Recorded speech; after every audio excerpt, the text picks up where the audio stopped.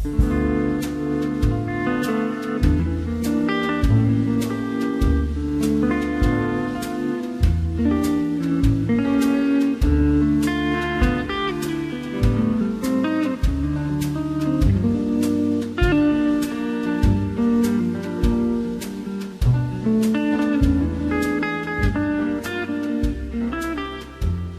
to Westview. I'm Max. And I'm Tina. And we're here to discuss Season 1, Episode 8 of WandaVision, previously on. Yes, okay, so... Before we get into this... Sure. Well, even before we get into it... Yeah. You just said Season 1, Episode 8, and I just wanted to say that it has been announced that this is going to be a one-and-done show. There's going to be no Season 2. Good. Yes, we are both glad for that because it means that they can tell a good, coherent story and then finish that story. That's good. That is good. My thing was going to be, how much are we going to talk about the internet backlash to this episode? Because I kind of want to avoid it because I really like this episode, and then I spent not an insignificant amount of time trying to fight the urge to argue with people online about not the episode itself, but people's reactions to other people's reactions to the episode, and it's just like... Yeah, here's what I want to say. Okay. That's a great line. The line that people are talking about, the what is grief if not the perseverance of love. And that's a great line. And it's a beautiful line. But don't you know, other people have said other things about grief and love before. Therefore, this is bad, I guess. Here's the thing. One rando on the internet got super, super excited about that line, and then people just started mocking that person's excitement. And can we just not do that? Can we just not mock other people's excitement? Okay, I almost got into this big thing with a mutual of mine about that earlier. And I want to get this out of the way now so we can just talk about the episode. I don't think I was wrong in what I said, but I apologize just because some people thought I came off too hot, too aggro, as someone said. Okay. And we have a baby. I don't have time to argue with people on the internet about the nuances of respecting other people's opinions or not. No, is it okay for people not to like things? Is it okay for people to like things? I, honest to God, don't have time for that anymore. We have a baby. So, I'm just... Oh, we also have a podcast, so you're going to get into it here? No, I'm not using... I'm using a little time for that. Mostly what I'm saying is, mute people. If there are people you generally like online, but they're being unduly harsh about other people liking this show, maybe just mute them for a while. Yeah. I actually... Towards the end of Game of Thrones, I was, as somebody who had quit the show, and had quit the show in anger, I got angry then seeing people talking about it online all the time, which was just constant.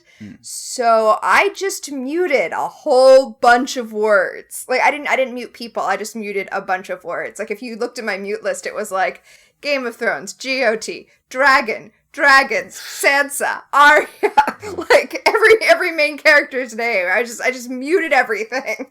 See, that's harder to do for WandaVision because people talk about it in roundabout ways. So. That's true. And it's okay, I'm just going to put this out there, just, really plainly. I don't care if people don't like the show. I care about people being shitty to people who do. Yes. And apparently that came off as an attack. Well, that's what I'm saying. This whole thing was just piling on this one random person who was overly enthusiastic about a good line. Yeah. I really like that line. I emotionally connected to that line. Didn't stop me from making memes out of it. Well, you can make memes and not be being a jackass to somebody who was excited about a show they liked. Well, and that's the thing. They showed their excitement in a particularly memorable way that was easily memed. That was their downfall. That was the real downfall.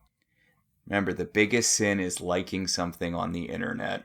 Well, I think that for me, as an elder millennial, that was definitely a thing. I think that millennials in general, and definitely Gen Z, are not doing that anymore. That you're allowed to like things again, that you don't have to be ironically detached from things, and I am excited for that new world. Or maybe I'm just older and I don't give a fuck anymore. I'm not sure which of those it is. I don't know, cringe culture's a thing, but... Oh, yeah, I guess that's true. But this episode of WandaVision was really good, and it tied basically everything together. Okay, so it did. This is a really good episode. I just want to say this episode also punched me in the gut. And I saw at least one person who I'm friends with online who was talking about how she had to turn it off halfway through, not because it was bad, but because it was so emotional. She needed to, recover and, come in ready for it. One of the things which I know, since I apparently follow a bunch of people who don't like this show, I know an issue a lot of people were having was that they didn't emotionally connect in their, You mean early on, before this episode? No, specifically with this episode. And I don't know what to say to that. Yeah. And it's one of those things where I'm like, something's not bad just because you didn't emotionally connect to it. Not everything clicks for everyone. Sure. And this struck me as raw in definitely a way the MCU has not been up to this point. But it's sort of a part of grief I feel like doesn't really get depicted in media all that often, which I'm sure I'll get tons of, well, probably not, because I feel like we have a good audience, but I know the default, I'm sorry, I keep on responding to internet people, which I shouldn't do, but I know a lot of people are like, oh, watch another movie, or, watch something that's not MCU if this isn't familiar to you, but I feel like I don't really see a lot of this sort of specificity in dealing with grief, and honestly, not just grief, specifically depression. I had a friend in college, I'm going to keep it vague. The friend's not me. I know whenever you say a friend, it's usually you. It wasn't me in this case. But I had a friend who would occasionally go through depressive episodes, and we used to just sit there and watch genre shows. We'd watch Xena, we'd watch Buffy. And so this really struck me as, yeah, this is one of the facets of grief, is just emerging yourself into a universe where you know the rules. Yes. Yeah, I actually saw a TikTok sound about that this week. People talking about, I always thought I related to these different characters in the MCU, but apparently I relate to Wanda because I too deal with my grief by escaping into television shows.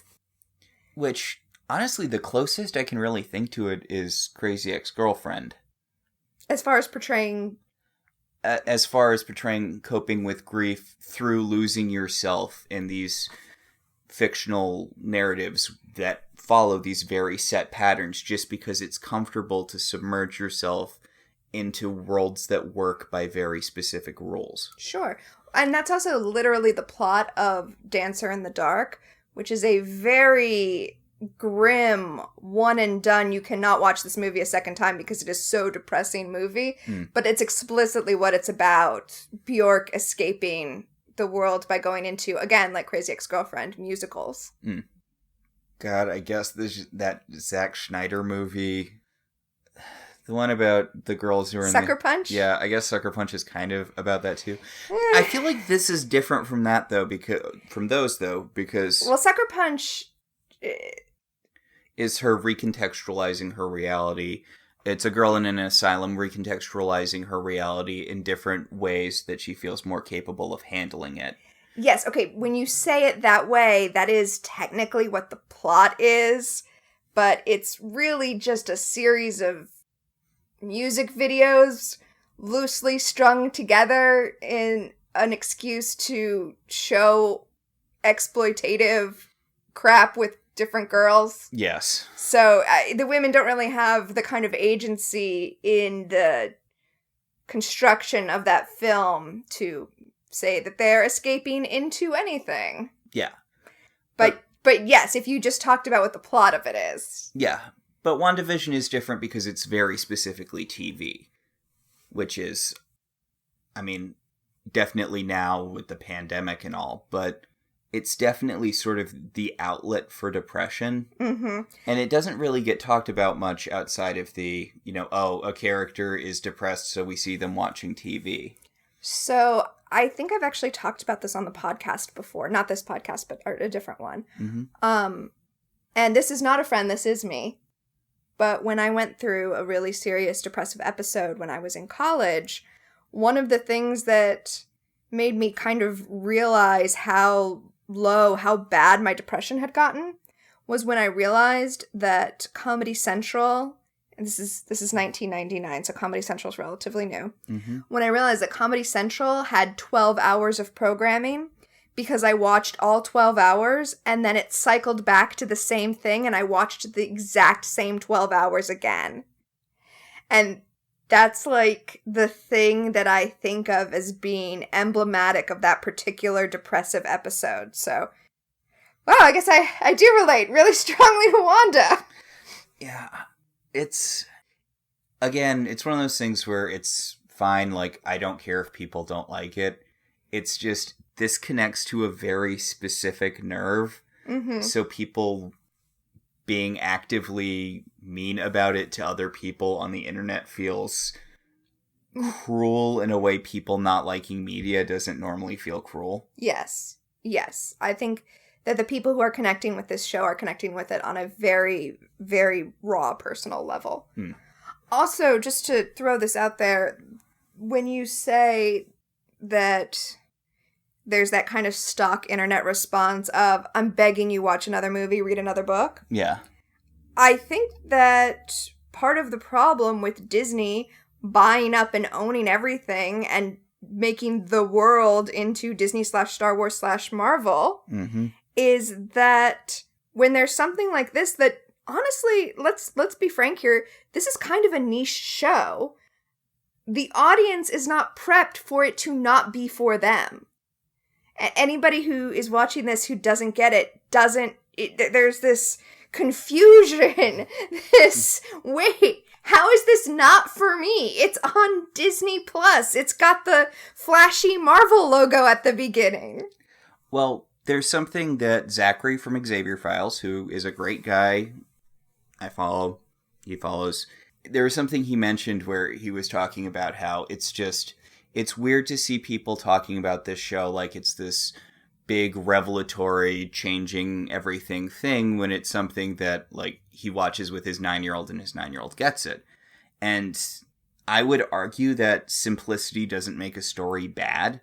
Yeah. That there's nothing wrong with the story being straightforward, especially because, sort of despite what we're told, grief is often a very simple emotion.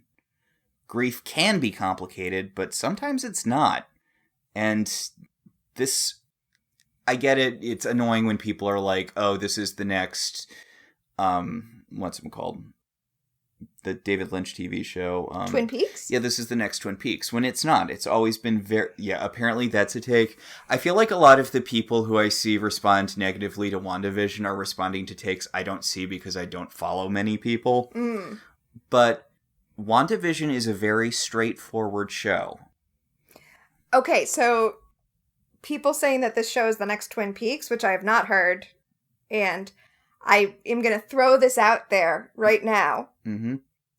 This is a very simple show, and it's about a woman dealing with grief. And if we're going to be watching it like it's a mystery box show and trying to figure it out when there's not really anything to figure out at this point, it's a show about grief, then we're going to be disappointed next week. It's going to be the Lost finale all over again. So we need to go into this finale wanting emotional closure, but not looking for there to be some wild twist. Yeah, like, we have been treating this like a mystery show. We've talked about our theories. We've talked about all of the stuff that theoretically went into this show. Mm-hmm. But I feel like this episode is wrapping everything up. Yeah, I don't feel like there are... I don't feel like there are any more mysteries left to unpack. Yes. All of the pieces have been put into place, and this is just everything concluding. I feel like it is a straightforward show. I think that's a good thing. I think it set out to do one thing, and it did it very well. And I think this show is something interesting and new in that it's Disney allowing itself to experiment with a major property and not choose the most palatable path. And that is exciting to me because, as I just stated, they own everything now. So... yeah. And that's the other thing where people, with the general backlash to it, where people are like, well, Disney's this giant evil corporation, and they're shutting everything down, and they're destroying copyright, and it's like... those things are all true. Those things are all true. Those are all true things. Disney is a giant evil corporation that's swallowing everything it can and destroying everything else, and it's screwed up copyright just so much. But that doesn't mean that sometimes they make good things. I mean, what's that one quote? We're not setting out to make art or beauty or something. We're setting out to make money. Right. In the course of, trying to make money, we may make art, we may make beauty, but that is not what we're endeavoring to do. Was that actually from Disney, or was that Michael Eisner? It was Michael Eisner. I slaughtered the quote, but that was... But I think that quote, that I first saw it, and that I first saw an in-depth discussion of that quote in the Lindsay Ellis video about saving Mr. Banks. Mm-hmm. It was that video, right? I believe so. I don't know. She's done a lot of Disney. I just want to credit who exposed me to that. And I know it was Lindsay Ellis. I think it was in the Saving Mr. Banks video. But I feel like this is a good example of making something very beautiful out of a commercial motive. Yeah. This is to sell Scarlet Witch toys.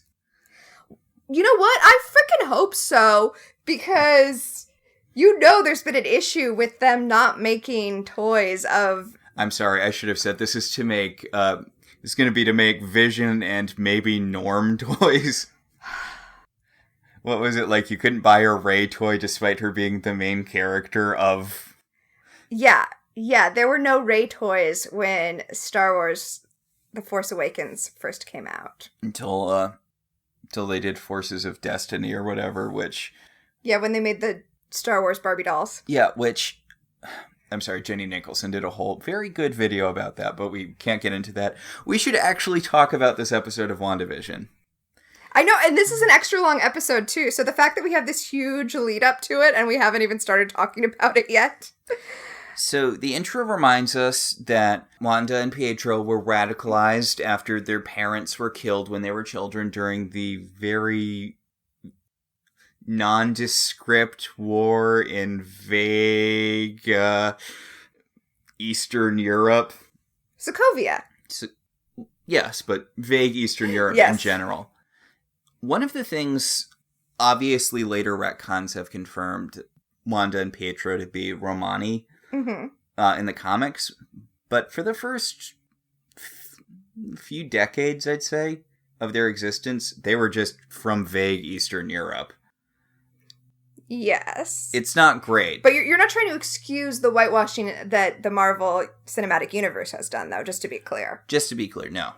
They've been, even through the parental retcons, they've been Romani for the past while. Mm-hmm. It's just, this, especially in this episode seems to be trying to retroactively insert more comics canon into the MCU.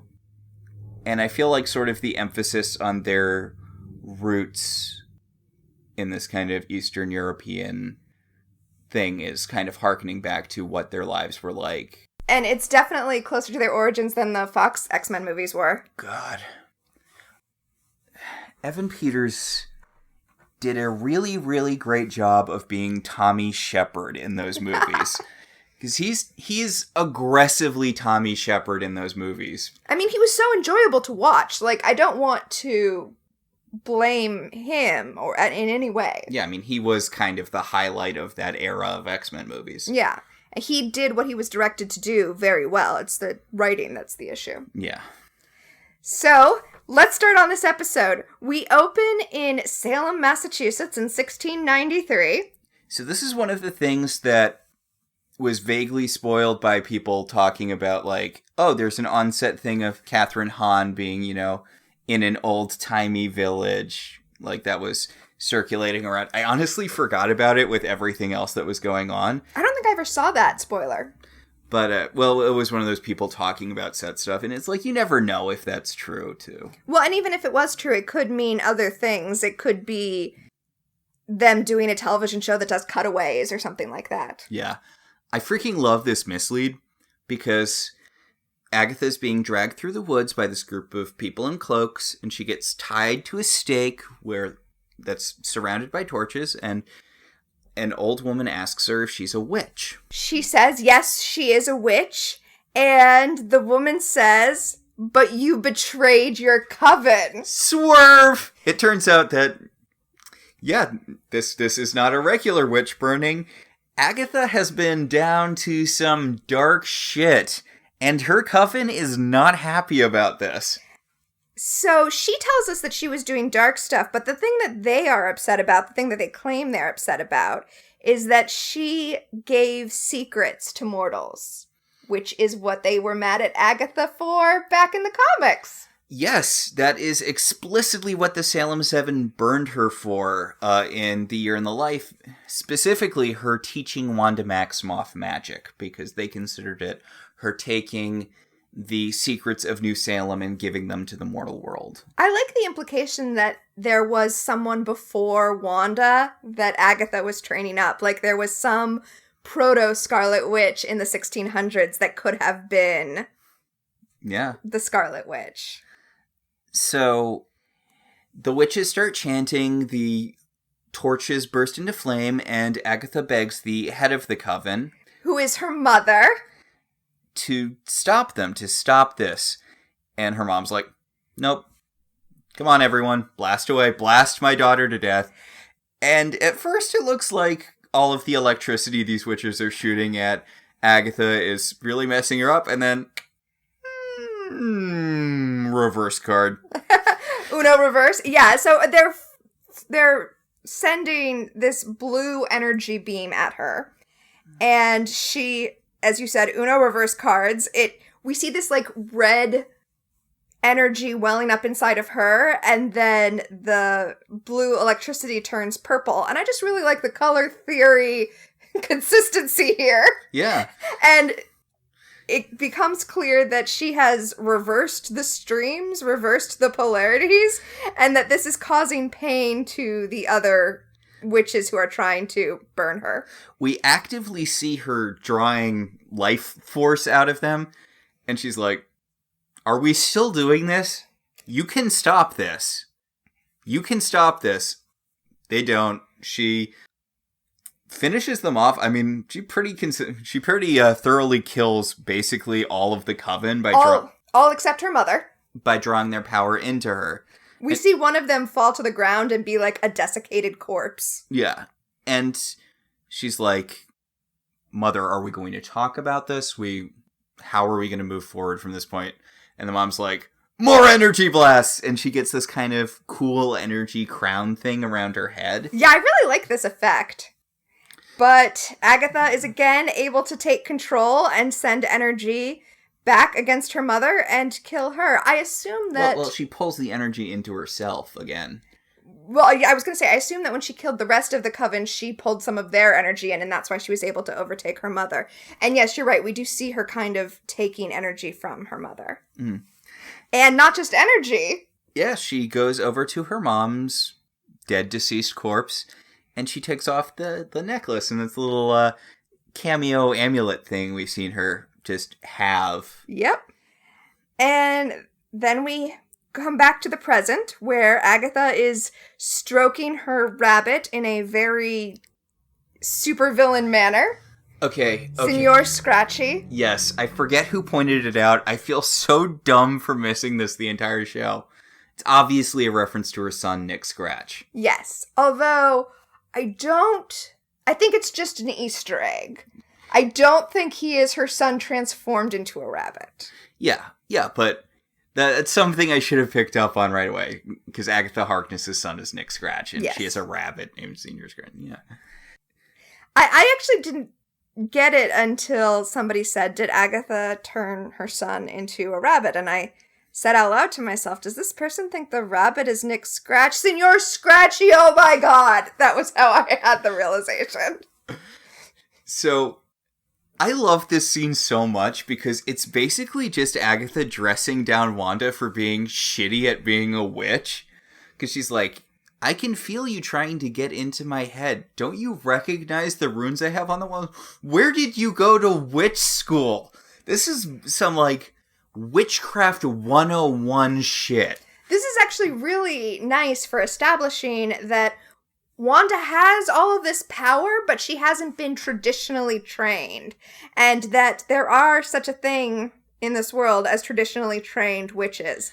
So, Wanda may have more power than Agatha. She probably does. But since Agatha is a trained witch and has lured Wanda down here where she's surrounded by protection runes, she is able to take the upper hand in this discussion. I do really love Agatha throughout this episode. She has a whole kind of evil therapist thing going on, and her whole discussion with Wanda here, I know she's gonna be the villain of the piece. There are some people out there who are expecting another, like, swerve. I have something to say about that when we talk about listener reactions at the end of this podcast. Okay. But I love how she's talking to Wanda like she's teaching her. She had, like, I said evil therapist, which is sort of her throughout the episode. But in this scene, it's more... evil professor? Oh, I was going to go back further. I was going to say it's more... she's a teacher who is working with a student who's having trouble grasping a very simple problem. Mm-hmm. Where she's very clearly trying to help, but she's also frustrated that the student is having this much difficulty with something this simple. She grabs an insect from around, and she starts demonstrating very simple spells on the insect that are like micro versions of the spells Wanda has cast on everyone in the town. She's like, look, see, this is like a mind control hex. It's very simple. It's incredibly easy to do on, the small-minded. This is a basic transformation charm.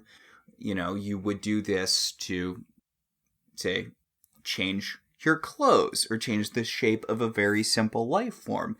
But you seem to be doing this shit to everyone in an entire town. And that takes a lot of magical chutzpah. Yeah, well... when we saw Agatha all the way down at the edge of town before, it turns out she was down there because she was trying to see how far Wanda's powers spread. And apparently, they spread all the way out to the edge of town practically. I mean, she had slightly less control, but she was still taking over. And Agatha wants to know, where is all this power coming from? And Wanda's like, I don't know. And Agatha takes the insect which she had transformed into a bird, and she throws it to Senior Scratchy, who just eats it. Yes!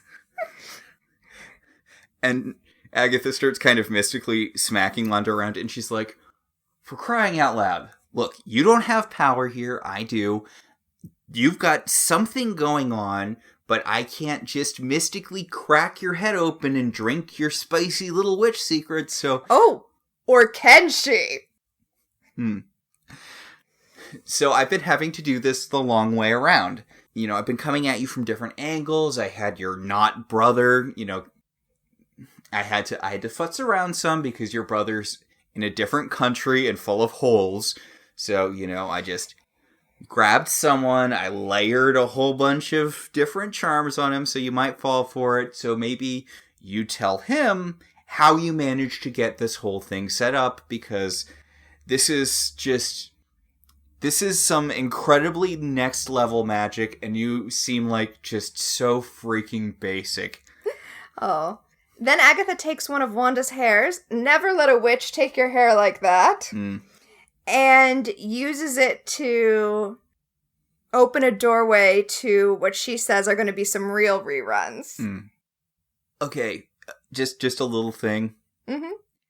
How much do you love Catherine Hahn just being witch classic here? All of it. I love all of it. Because... I love it all of the much. Yeah, not to continually go back to Agatha Harkness being an EC Comics witch in the comics, but it feels really true to the comics to have her be old school Halloween cackling witch. I mean, I posted on our Facebook page that video I found on YouTube of someone who just took all of the best Jen Barkley stuff, Catherine Hahn's character on Parks and Rec, and put it into one long montage. And she is just so great at playing that very specific, sinister turn. Yes. So now that Agatha has opened the door to Wanda's past, they go through and they see Wanda and her family, her mother and her father, back when she was 10 years old. Yes, this is back in their apartment in Slovakia, in the tenement they lived in. Sokovia, sorry. Their father, Wanda and Pietro's father, has a business where he sells... God, what would you say? Bootleg American DVDs? Yeah, although I'm not sure if they're bootleg or if they're probably bootlegged or like... Yeah, I guess that is what he does. Yeah. But before he goes out and sells them, in the world, they do a family English night where they just watch the DVDs, over and over again until he sells them. And, and everyone has to speak English. It's... honestly, I don't know. I don't have a lot of ESL experience because E was my primary L. But I feel like it's not a super uncommon thing to learn how to speak English from TV. No, I don't think that's uncommon at all. Also, I would like to point out that in the MCU television show Agent Carter, we see the Black Widows, right? Yeah. Okay. We see the Black Widows being trained in a flashback, and they're all in a school watching Snow White over and over again to learn English. And God, it has to be the worst movie to learn English, too. Well, it was time period appropriate. Yeah, but she had that weird voice. Yeah, she does have a very high-pitched voice. Yeah. But the sinister school nature of that versus the safe haven family nature of this, I think, is worth noting. Yeah. We do see young baby Pietro, who, unlike fake Pietro in the flashbacks, does not have silver hair as a child. Yes. And we also see that outside there is something going on. There is some unrest happening, but it seems like the Maximovs are going to try to distract their children, which is good parenting. Yeah, it's what you do. The mom briefly peeks outside to see basically kind of the background of the trick-or-treating flashback from that episode. It's a burning car, there's civil unrest, but she pulls the curtains and she's like, Wanda, it's your turn to choose. What do you want to watch? And Wanda wants to watch the Walnut episode of The Dick Van Dyke Show, which, according to Pietro, is what she always wants to watch. She always wants to watch sitcoms, and she always wants to watch this episode. I don't think of this as really like the best episode of the Dick Van Dyke Show. It's memorable. It's a memorable episode, but it's a classic because of that scene where Mary Tyler Moore slides in on the walnuts. Yes, yeah. But also in the 90s on New Year's Eve. I don't know if they still do this, but in the 90s on New Year's Eve, they would do a Nick at Night countdown where they counted down the best episodes of old television of whatever was in their, library, their catalog. Mm-hmm. And that show ended up in the top few many times. I saw that episode when I was watching those specials as a child. I feel like the Dick Van Dyke Show has aged better than a lot of comedies just because it relied so much more on sort of the chemistry between Dick Van Dyke and Mary Tyler Moore. And also there's a lot of physical comedy, which ages the best. Yeah, and also, definitely. And also Dick Van Dyke is just so charming. He really is. Oh, in fact, I'm going to throw out here, people have been theorizing that he's going to show up for a cameo in the next episode, and I just want to get on board co-signing that guess that we're going to see Dick Van Dyke do some sort of cameo in the finale. I would like that. He is roughly 700 years old right now. He did a cameo in the new Mary Poppins movie. His face did a cameo in the new Mary Poppins movie. I am very, very sure that, they just superimposed him over someone else's body. Well, we only need his face for this.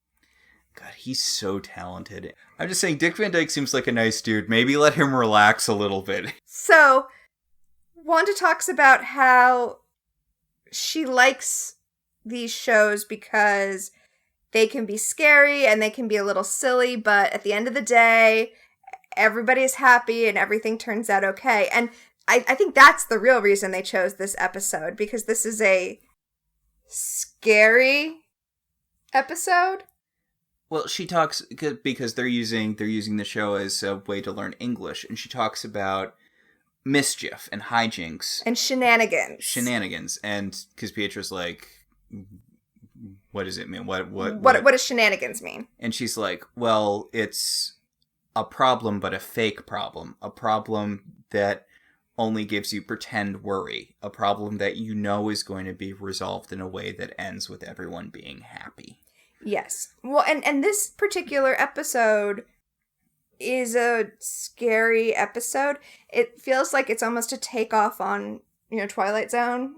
Yeah. Because Rob is watching a scary movie and he's tormenting Laura by describing the scary movie. And then all of the things he saw in the movie start to really happen to him. And in the end, it was all a dream sequence. In the end, it was all a dream. God, Mary Tyler Moore really got in on that physical comedy. Like, I feel like you don't see a ton of women who do that sort of physical comedy, especially back then. Mm-hmm. Well, I mean, you've got your Lucille Balls. Yeah, but this is more kind of slapsticky. Lucille Ball did slapsticky stuff. Yeah, but it wasn't like a super common thing. No, that's true. And even today, it's a delicate thing to be a female comedian. Yeah. Yeah, I was going to say you didn't see a lot of it, but I guess you also didn't see a ton of female comedians, so... Yeah. Although, what's her name on the Dick Van Dyke Show was also the Rosemarie, I think, that actress. She was freaking hilarious. Well, it makes me think about how Phyllis Diller talked about in her career, she was careful that she didn't want to be the pretty girl because once you were the pretty girl, it was hard to get people to take you seriously as the funny girl. Phyllis Diller was... I wouldn't say she was ugly. No, not at all. She wasn't traditionally attractive, but she had to play up how unsexy she was. To be taken seriously in comedy. Yeah. Yeah. So, they're watching the Walnut episode, and then the conflict outside comes in. There's an explosion. It knocks the wall of their tenement down. Wanda and Pietro survive. Their parents don't. Yes, and we get the scene that we've heard about of Wanda and Pietro hiding under the couch, staring at the missile with Stark Industries stamped across it. And Pietro's like, we can't move. We can't leave. We can't leave because whatever's going out there, we will die if we go out there, but we can't stay here because that bomb will explode and it will kill us. I don't know what to do. And Wanda starts talking about the plot of the episode that they were watching, the Walnut plot, where she's like, look, it seems bad, but it's going to be okay. It's fake bad. You just have to know that this is going to end and we're going to be okay. And Agatha Harkness, who's been watching the scene as sort of an outside observer, points out, you cast your first spell there.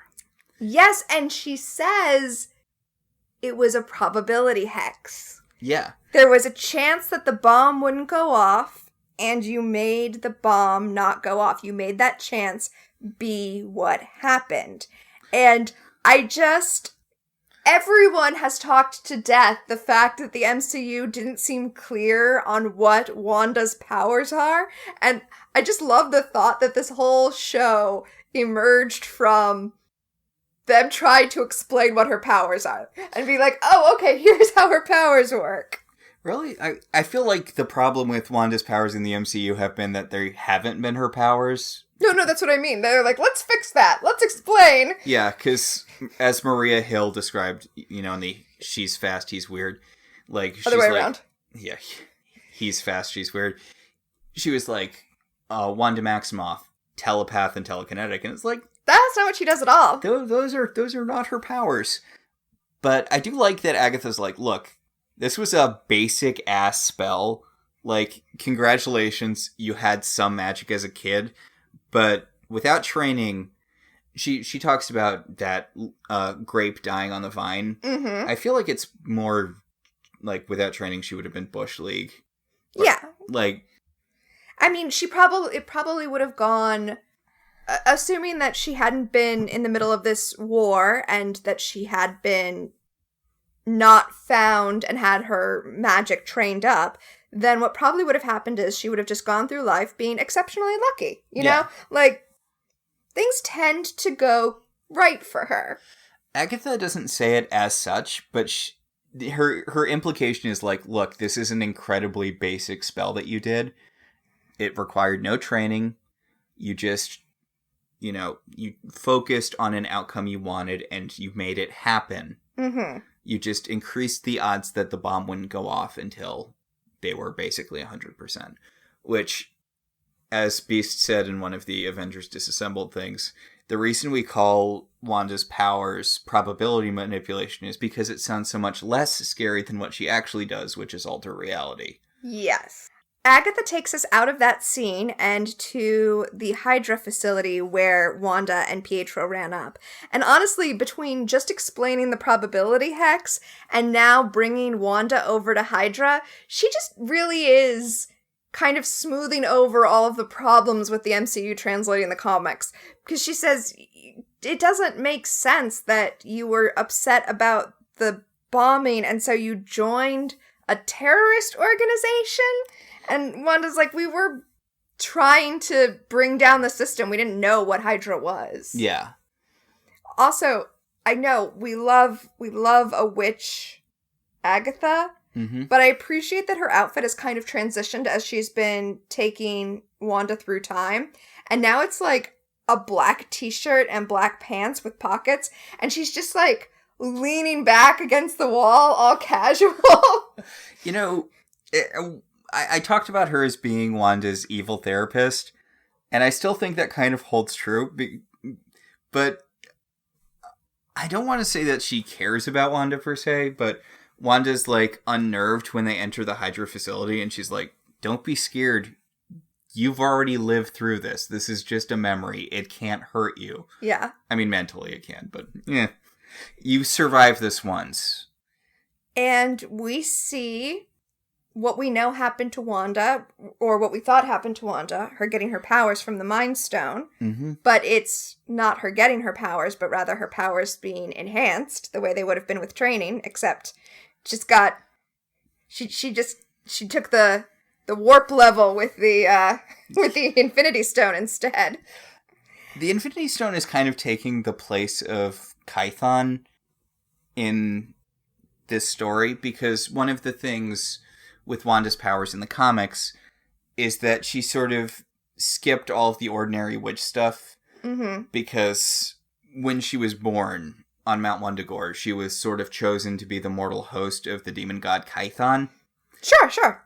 And so basically he imbued her with his power to kind of prepare her body to contain, a demon god. Yeah, I mean, tying that into the mind, having that kind of happen with the Mind Stone instead of bringing a whole other plot in. That works really well for me for the MCU. I don't get what Hydra is doing. I mean, I get it in the, I sort of get it vaguely, Loki used this, as a mind control thing. Maybe we could use that to our advantage. I don't get why having random civilians come in and touch it is part of that. Like, after the, fourth one exploded, don't you think that you might want to do something different? Yeah. Oh, yeah, because they've had volunteers in here before. Wanda's the first person who's been able to survive contact with the Mind Stone. Which makes sense. We know that from the MCU. We know that the Infinity Stones will destroy you unless you do a little dance. Like in Guardians of the Galaxy. Well, I mean, explicitly with that, it's because Peter Quill was the son of Ego the Living Planet. He was basically a demigod, and that's the reason he didn't... I know. Yeah. I don't really know what their plan was. Let's just chuck bodies at it until something happens. As an underground terrorist organization, I feel like they would have less bodies to chuck at things than, say, the military. Because the military went through a lot of guys trying to make a super soldier serum, but it doesn't matter. It worked. It works finally. Now, the Mind Stone is what powers Vision, too, right? Honestly, wouldn't have... I feel like it kind of would have made more sense if Wanda had gotten her powers from, like, the Soul Stone. Well, sure, but they didn't have access to the Soul Stone. Point. I like that Wanda and Vision are thus tied together. They're both kind of came into their power as a result of the Mind Stone. Just like thematically, when you're doing a series of movies like this, you can tie in things in a cool way like that you can't when you're doing comics that take place over, that are written, rather, over decades and decades. So... a lot of people have had a lot of ideas about this scene because Wanda enters the room and the Mind Stone flips out. She doesn't even get the chance to get close to it. It hones in on her. And I don't think the guys from behind the glass really see what goes on because it disconnects itself and it flies over to her and it shows her... a lot of people think it's a vision of herself as the Scarlet Witch. Yeah, it's a woman floating, but we only see the silhouette. Yeah, it's a woman floating, and we kind of see her having this sort of, like, cape thing billowing behind her, or maybe she's wearing a dress. See, it looks like a dress to me, which is why I don't think it's her as the Scarlet Witch. Yeah, I was like, I thought it was someone else, but a lot of people were assuming that it's the Scarlet Witch. I honestly thought it might be Agatha's mom, and the bits of the... because we do see sort of a bit of the headpiece. Power crown. Yeah. But we also saw a power crown-esque thing appear on Agatha's mother, so... I hadn't really... I think it's more likely that it's Agatha's mother, and that whole thing with Agatha and her mother is going to come back in the last episode, than that it's her as the Scarlet Witch, because, like I said, the silhouette doesn't look like the Scarlet Witch's silhouette to me. I could be wrong, but that's not what it looks like to me. So, again, I don't think they're going to do this twist. And I think that, obviously, Agatha's just going to be the villain of the piece. But, God, I want her to be Wanda's mentor at the end of this. Because she does seem like she's teaching Wanda as she's going through this. And I know it's also that she can find the source of her power. But the way she's explaining basic witch stuff... Okay, so we're going to cut to... I said I was going to save this for when we do reactions, but you know what? I'm going to talk about it right now. Okay. So this was a post on our Facebook page that was posted by Aaron, who's one of our listeners. And he says, so over at the AV Club review, a lot of people in the comments seem absolutely convinced that Agatha is not going to turn out to be a villain or is going to be redeemable. Never say never, but one thing used in stories to show someone's pretty irredeemable is often cruelty to animals, and in particular, kicking a dog. Agatha not only killed the dog, but laughed and bragged about it. Yes, subverting tropes is a thing, but I find it impossible the writers would have a character do that and then bring them back to the light, especially in one episode. So, And then under the comments, Sam wrote, and this is just the first line of what he wrote more, but he wrote, I think she's going to be both a villain and an ally. And I was like, yes, there, exactly. Yeah, that's what I want for her. I want her to be Wanda's teacher, but not a good person. Like, I want her to be an evil mentor, which is a thing. Also, I've been rereading some of the comics where she first starts training Wanda, and it's genuinely sinister when she comes into the Avengers, because she locks Wanda away from the rest of the Avengers, and she has Wanda attack Moondragon when Moondragon tries to read her mind to see what's going on, and Wanda starts speaking with these weird spiky speech bubbles around her. Like, it's legitimately sinister because Agatha Harkness, again, is not a good person. Well, in the Vision series, you showed me that part where she kills the cat in order to get the prophecy that she needs. Yeah. So, yeah, she can be sinister and be an ally. Yeah, like, I don't think they're going to play it like that. I think that she is going to be an out-and-out villain, but I will be so happy to be wrong on this front. Yes.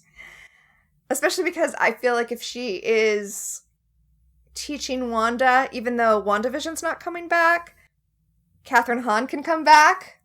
I was going to say if she dies at the end of WandaVision, then we can't have Catherine Hahn anymore, but...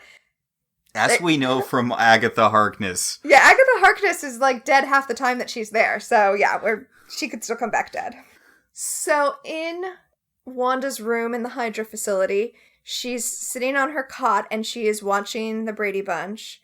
And Cindy is playing with her Kitty Carryall doll that I pointed out in a previous episode. Yeah. And she's playing with it like a baby. It's a baby doll, so she's playing with it like a baby, which just makes me feel all of the feelings about Wanda and her maternal emotions towards her own kids who may or may not be real children because they were conceived here in Westview and also are definitely in danger from Agatha. So it's makes me feel things. Seeing it makes me feel things. Wanda has always been a point of connection for people who've had kids in less than traditional ways. Yeah. I mean, that makes total sense to me. I can definitely see an affinity for her. And Agatha's like, okay, I feel like that explains a lot of it, that you have this, like, you touched one of the fundamental cosmic cornerstones of the universe. I feel like that explains a lot of it, but I feel like we're not all the way there. I feel like I don't get what constructed this for you. How you came to create this. I feel like I have, the where and the why, but not the what. And then we go on to the next scene in this Wanda Maximoff, This Was Your Life. And she is in the Avengers facility after Quicksilver's death. And so this is between Age of Ultron and Civil War. Yes. And she's watching Malcolm in the Middle on TV. And Vision comes in to talk to her. And talk to her about how sad she is about her brother. Although first he comically misunderstands slapstick humor and asks, is it funny because of the grievous injury suffered by that man? Which is great. I mean, it would be hard to explain slapstick humor to an alien robot. I was going to say someone from a culture where that's not a thing, but yes, an alien robot. So, just a little thing, this is backtracking a little bit. One of the DVDs that Wanda's dad had was a Malcolm in the Middle DVD, which does not work because we know that their tenement got bombed at some point in the 90s and Malcolm in the Middle didn't come out until 2000. So it doesn't super work, but whatever. Whatever. It's the Marvel Universe. Everything's on a sliding time scale. Yeah. Malcolm in the Middle came out in January of 2000. But remember how they skipped over the 90s on this show and went straight to Malcolm in the Middle? Mm-hmm. So maybe in the MCU universe, Malcolm in the Middle actually came out in the 90s. There you go. In this world, since Elizabeth Olsen is Wanda Maximoff, there are no Olsen twins, so Full House never exists, so Malcolm in the Middle is created in the 1990s to fill the void. I wonder if Full House was launched under its original concept, which was just 3 guys who were in the entertainment industry trying to get their careers off the ground, before they're like, you know what, we're going to slap in some kids and make it a family show. I want to see that show. It is interesting how wildly it shifted from pitch to actuality. Yeah, it very much is. So we get to the bit that a lot of people were making fun of, where Wanda kind of talks about why she's watching sitcoms, and she talks about how she always feels the need to retreat into a world where everything, like we've mentioned so many times earlier in this episode, where everything follows a certain set of rules. And at the end, everything's okay. Yeah, where pain is just this temporary non-issue. Right. Like, the slapstick of Hal getting injured on Malcolm in the Middle, it's nothing. He stands up and walks away from the scene, And Wanda, meanwhile, is paralyzed with her grief. I also, God, I really like the way, because she talks about something we mentioned in a previous episode, possibly multiple previous episodes, about how sitcoms have their own internal rhythm. Mm-hmm. And how it can be kind of hard when you're first watching to understand how the world works, but as soon as you understand it, you get what's going to happen. It's comfortable. Right. Like, it's not just funny, it's comfortable being in these worlds where you know what's going to happen. Yeah. And here comes the line. Mm-hmm. Vision says that he has never felt grief because he has never loved before, and what is grief if not love persevering? And you know what? That's a fucking amazing line. Like, that's all I'm gonna say about it. That's a great line. I was a mess by this point in the show. I was just like sobbing. Because it so well expresses what grief feels like. And even him just like sitting with her here to comfort her, just watching TV together, like, it's funny that this show, which is about escaping into television, and that for the first several episodes was just a pastiche of various TV shows, is here so very real in a way that, action movies usually are not. So I kind of love how hard Agnes is to read at this point, because there's a bit where she's wiping something at the corner of her face when it cuts back to her and Wanda watching the scene from a third-party perspective. Like perhaps she was crying?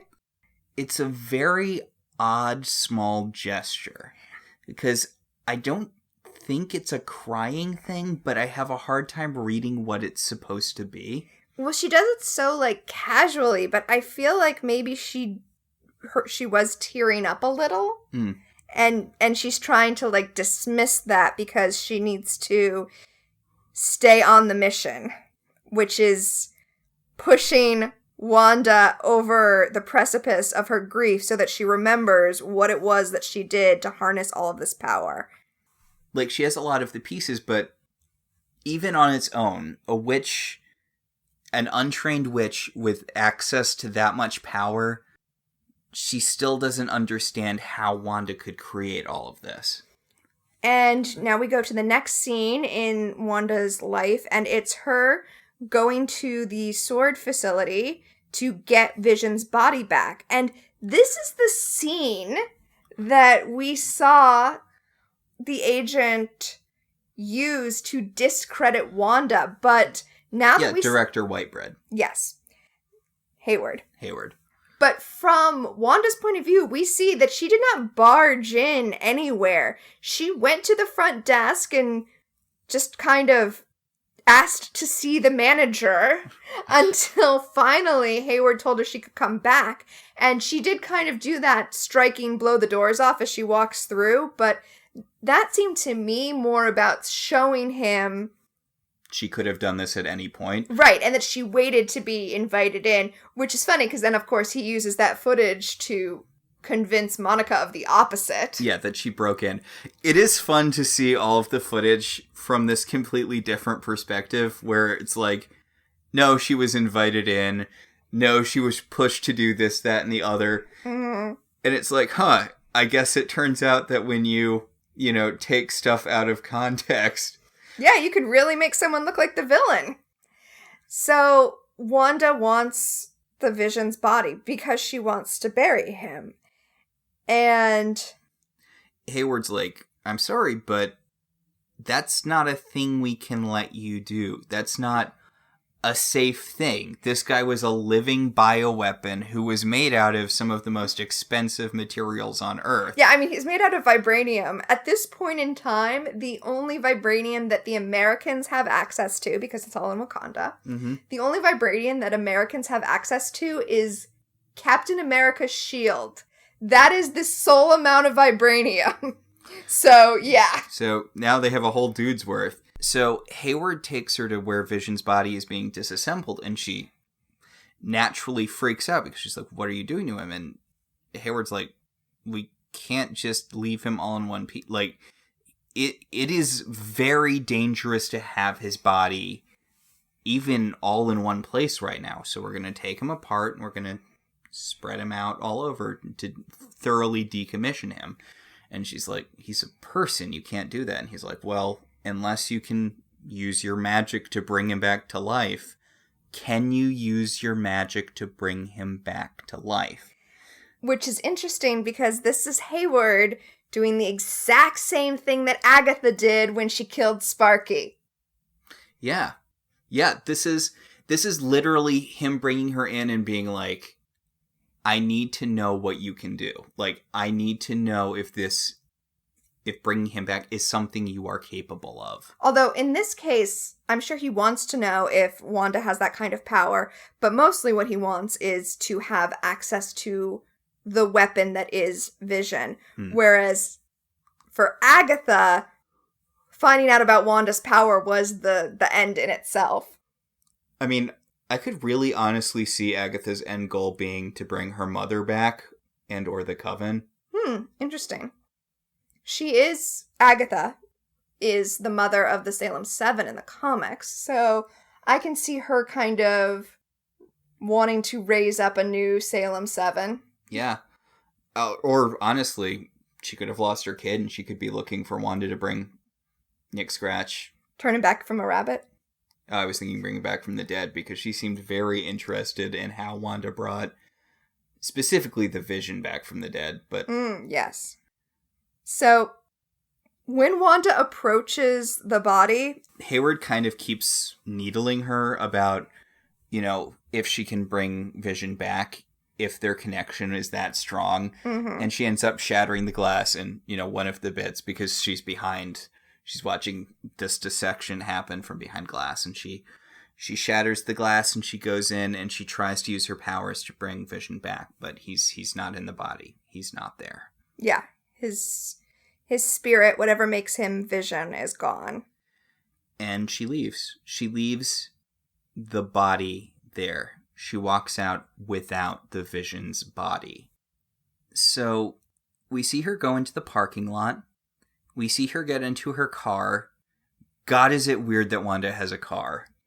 I know. I was actually thinking how it felt so much like the way that it felt like a product placement, especially when we get the long shot of the car driving away.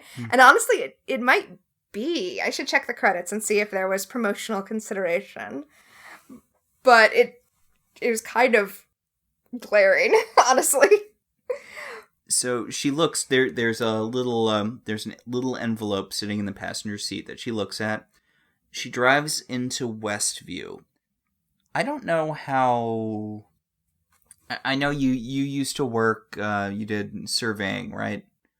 I did not do surveying, but I did have to drive across large swaths of the state I lived in. Yeah, you worked for... what's the office? HUD, Housing and Urban Development. Yeah, you worked for HUD. Yeah, I was their contracted lawyer.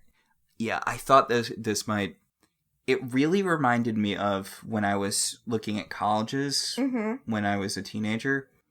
There was a college I was looking at that was in upstate New York, and I ended up driving with my parents across New York State. Mm-hmm. And we drove through... we saw a bunch of them, but we actually stopped for lunch in a dying town. And they have there's a lot of them in America. It's a thing. Mm-hmm. You know, industries dry up. There's not jobs anymore, and you can sort of. Yeah, I'm sure you're familiar with it if you're an American who's traveled even a little bit. I mean, it's a thing that's not hard to encounter. But we drove through this dying town, and there's just an energy they have that I feel like this bit does a really good job of capturing a town that used to be a place, and now there are all these shuttered businesses, and everyone who's there is kind of... A town that died when the freeway came in, a town that used to have a bustling main street, but now it's just a bunch of old-looking buildings that have, like, maybe one shop in them. Yeah. Yeah. Yeah, I did. When I was driving through Alabama, that was the state I worked in, I did end up driving through a lot of towns that looked like this. And there's just... You sort of get the sense of loss. Mm-hmm. Then Wanda pulls up to this house in the suburbs. Well, a lot. A lot. An empty lot that has not yet had a house built on it. And this is interesting to me because this is not a planned development. So it's odd that there would even be an empty lot in a development like this in New Jersey. So, I mean, this seems familiar to me in that, like, if there was a house that burned down, someone might have been like, you know what, it's not worth it to rebuild here. See, what I was thinking is, because we learn that what was in that folder was a deed to the property, and that Vision has written on it, he's drawn a heart around the vacant lot and written "to grow old in." And the heart, remembered, like just like the heart that we saw drawn on the calendar. Yeah, before. In the first episode. Yeah. But my point about the lot was that it would be weird for there to be an empty lot in this particular subdivision. So this is probably a house that has been knocked down specifically so that Vision could build the house, could design the house specifically for them. And then, of course, this is what Wanda is about to do. Design not just the house, but the entire town specifically for them. I mean, I think her grief is pretty well done here, and she is so grieved that it literally bursts from her chest, and it spills out across, at first just the lot, and we see the house building around her from the energy that's exuding from her chest. And here's the thing. None of us have ever done that. Mm-hmm. But that sure is what grief feels like. None of us have ever griefed out a house. Yes. Yeah. So something I really like about this is that there's been a thing where apparently comic shops have been pushing House of M as, like, you know, if you like WandaVision, you should read House of M, which I think maybe not so much. Yeah, I don't get it. I guess it's an alternate reality thing. Why aren't they pushing Year in the Life? That's clearly what they should be pushing if you like WandaVision. Or even the Vision mini, which I know isn't your favorite, but... But it relates more. Yeah. And, yeah, and the thing about that is, like, I get it if it was... If, you know, House of M is the vaguely related story that's in print. But the thing is, House of M isn't in print either. So, well, A Year in the Life is in print. Is it? Oh, I don't know. Actually, now that I say that, I'm not sure. But, I mean, this series pulls way more from A Year in the Life than from House of M. Yeah, definitely. I don't know. I feel like there's this problem, like, when I watched the Cloak and Dagger TV series, and I was like, oh my god, I love this series! And so I went and I bought a Cloak and Dagger trade, and I was like, oh, okay. Well, I really like this series. I feel like you get more out of A Year in the Life than you would out of House of M. Oh, yeah, definitely. I just mean that, like, if you watch the series and you're like, oh my god, I love the Scarlet Witch, you might not have a lot of really good options. Yeah, I love Wanda Maximoff as a character. Huge, huge fan. She's almost never written well.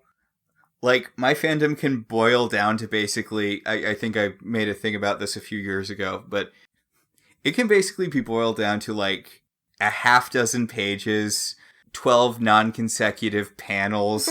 Yes. 3 appearances in animated series that aren't linked to each other at all. Like, I love Wanda Maximoff in spite of most of the things that are written about her. Well, as some people who listen to us may know from my past projects, my favorite superhero is She-Hulk. The difference is She-Hulk has some really good runs. She-Hulk has amazing runs! I was just going to say that I do love Scarlet Witch when she shows up in... Dan Slott's run? Yeah, in the Dan Slott run. I mean, they do end up blaming her for a lot of stuff later in that, but, you know, everyone was blaming Wanda for everything in that time period, so... Well, it's because of all the shit from House of M! So brought it back around. Yeah. So she grief explodes, and then she kind of barfs up the Vision. Yeah, we see the Vision basically being pulled from out of her chest. It's interesting because her energy signature for when she's creating everything, I forgot the whole reason I brought up House of M is because they used the reality building blocks version of her powers from House of M, which is a cool visual signifier. I do like the visual signifier of her reconstructing reality in the form of these like little cubes that make up reality. Yeah. Her grief energy signature is black and red, but when Vision is reconstituting, he's yellow. Yeah, you know where we saw the yellow energy signature? The Mind Stone. The Mind Stone! So I just want to point that out, since Vision himself was animated by the Mind Stone, and the power that Wanda has inside of her is also Mind Stone power. This Vision is really Vision, even though he was made from Wanda's grief and not from his body parts. Thank God we don't have to deal with any of the dumb Simon Williams brainwave crap. I always hated that about the Vision. When his brain was Wonder Man's brain? Yeah, like, and then, like, when he died and they brought him back as White Vision, which we might have to talk about a little bit later. But as White Vision, Wonder Man's like, I'm not giving him, like, the last thing that was needed to make him fully whole again was Wonder Man's brain patterns. And Wonder Man's like, well, Wanda won't want to date me if Vision's not dead anymore, so no, I'm not going to give him my brain patterns. Not cool. And I was like, I don't think Wanda would want to date you if you refused to do the thing that would bring her husband back from the dead. Okay, I get that you don't like the whole thing where in the comics Vision is made up of the body of the robot Human Torch who predates Fantastic Four and the brain waves of Wonder Man. Yeah. But I do love the part in Year in the Life where Wonder Man's mom accepts Vision as another one of her sons. Yeah. Especially since she already blew it with the Grim Reaper. Honestly, Vision's kind of her least shitty kid. Yeah, by a lot. I just wanted to point out before we move on the cinematography where we see the Vision being pulled out of Wanda's chest and the camera swoops around so that we see this being reflected in the television that Wanda has just created in the living room. Yeah. It's a fun bit of cinematography. And once the dust settles, everything is in black and white like we saw in the first episode, except for Wanda. God, I love the way the camera moves. Like, she takes a couple of steps towards the Vision, and then we cut to a low angle, and she's in her first episode form. Mm-hmm. Like, she literally steps into the world. Yeah, she steps forward, and we see her feet, her little kitten heels in black and white, and then when the camera pans up, she is episode 1, Wanda Maximoff, and she sits down on the couch with Vision, and they watch some TV. And real Wanda appears behind them. And then the camera shows us the fourth wall. Yeah, it's actually the same thing from the Agatha All Along song. Yeah, where it pulls back, and before it just pulled back to show Agatha at a director's chair. And this was during the Modern Family episode, so it just pulled back to show Agatha being the interviewer talking to Wanda.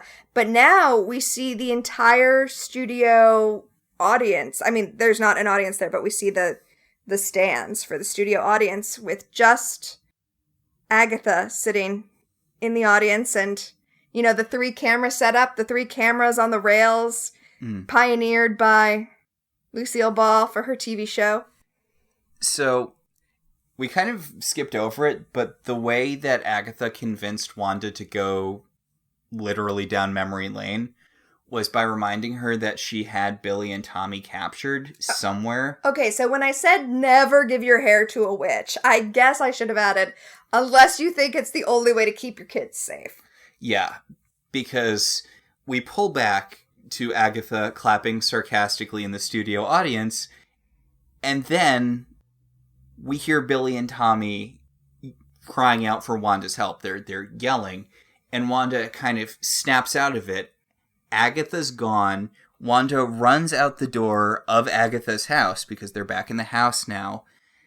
And Agatha's in the middle of the street, hovering in midair, wearing the classic Agatha Harkness costume. Yes. And she has Billy and Tommy mystically by the throat. They're these sort of purple strings tied around their throats. Mm-hmm. They're on the ground underneath her. And she tells Wanda that she is the thing that has been prophesized, a chaos witch who can create things out of nothing, and that she is the Scarlet Witch. Okay, I love this bit. I hate prophecy stuff because prophecies are a lazy storytelling device. But she talks about, she's like, you can use chaos magic, freaking chaos magic, and you're using this raw primordial force to play house in the suburbs. And it kind of reminded me of that speech from Bewitched. Yes! About where Endora is upset with Samantha because she was a witch and she's chosen to live as a human instead. I'm gonna pull up the speech. We are Quicksilver, a fleeting shadow, a distant sound. Our home has no boundaries beyond what we cannot pass. We live in music, in the flash of color. We live on the wind and in the sparkle of a star. And you traded it all for a half acre of crabgrass. Oh, yeah. It's weird. It's funny. Having said Agatha can be both the villain and an ally, man, if that's not what Endora is. So, just like last week, we have an after-credits sequence. Turns out they got a little spark of Wanda's magic from when the Vision tried to break through and he was all kerploding. No, it's from the bomb that she threw back at them. Oh, right. Yeah. It turns out, oops, that was infused with her power, and they somehow, activated the magic. They got the magic out of it, and yeah, Hayward still has the Vision's corpse. And they fire up the machines, they jam the energy from the missile into Vision's corpse, and bring it back online. And it is all white, which I'm assuming is a reference to, the emotionless Vision from West Coast Avengers, who lost all of his color and was white because he didn't have Simon Williams' brainwaves. Which makes sense because, as we know, the Vision was, as I've said like 5 times, the Vision was animated by the Mind Stone, which they don't have. So really, the Vision's mind is in the construct that Wanda created. Yeah. So a lot of people are like, oh, this is just going to go in the whole like West Coast Avengers Evil Vision direction. I'm like, okay, come on. There's no way that the next episode doesn't involve Wanda metaphysically shoving Brain Vision up, Corpse Vision's butt and bringing him back to life. For real. Yeah, pardon my French. In a way that he can leave Westview. Yeah, and a lot of people were like, well, wouldn't that... Because I said that more or less on Twitter, and somebody was like, wouldn't that undermine the, message about grief that the show is doing? And I like this show a lot. You can't sell action figures of grief. That is true. Also, it doesn't take away anything that we've experienced. Like, her finding her way through and getting Vision back doesn't take away any of the catharsis we've had. Specifically. Like, because she went through hell to get the Vision back. It's not cheap. Like, if this ends with Wanda and Vision together and happy, which, by the way, is what I want, I will feel like that ending has been earned. I'm not sure how that would tie into her being in the next Doctor Strange movie, though, so... Well, they can be happy for now. I mean, honestly, I feel like this series is going to end with her looking for her kids. Oh, that makes me upset. I hope that's not the case. Oh, that might be the case. Oh. Honestly, one of the theories I was running with for a little while is that Billy and Tommy are going to age themselves up one last time to help her fight Agatha. Yeah, I like that. But I don't know. I feel like that might be Wanda searching the multiverse for her kids might be her involvement in Doctor Strange Multiverse of Magic.